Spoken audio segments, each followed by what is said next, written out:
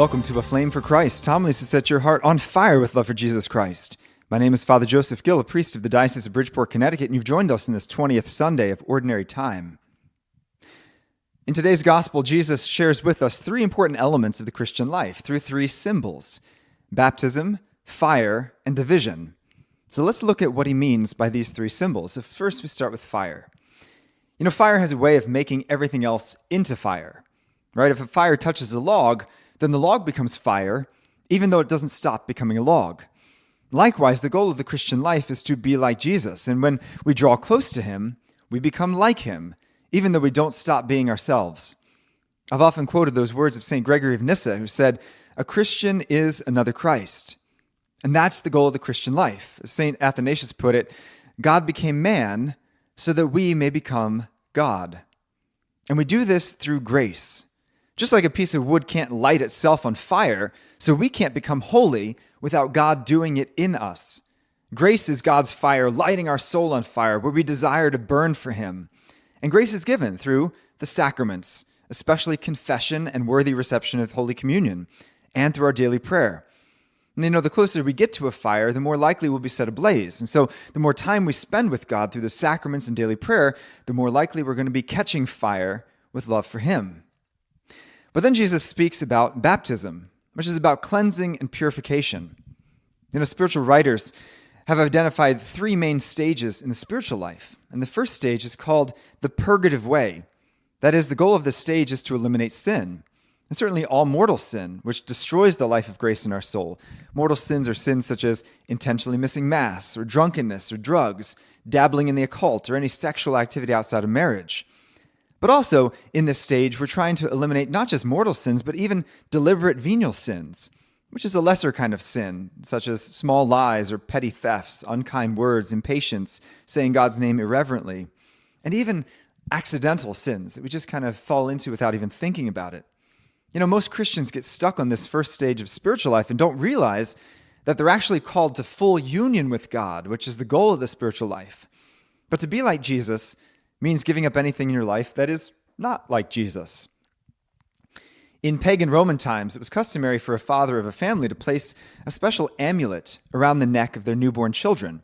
It was a gold or metal one with an image of a pagan god on it for the boys, and a gold one in the shape of a crescent moon for the girls.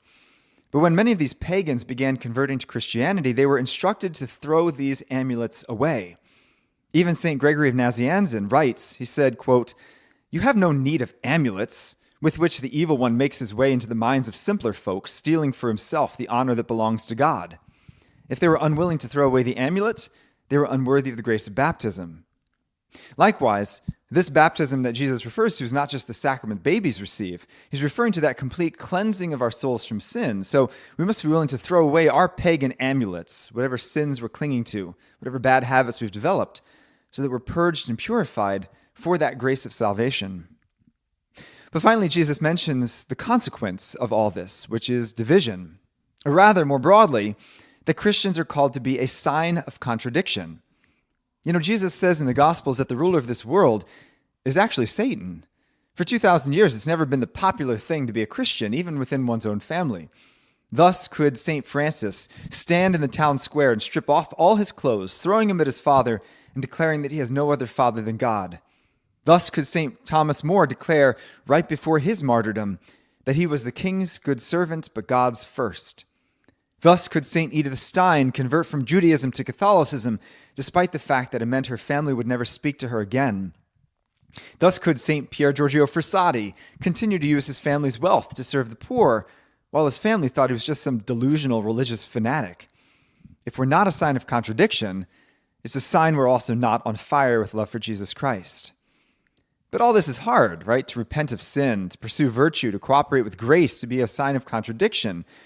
But our second reading gives us the strength. The strength is this: keep your eyes fixed on Jesus. He is worth it. He has endured it first. He has entered into heaven and invites us to join him.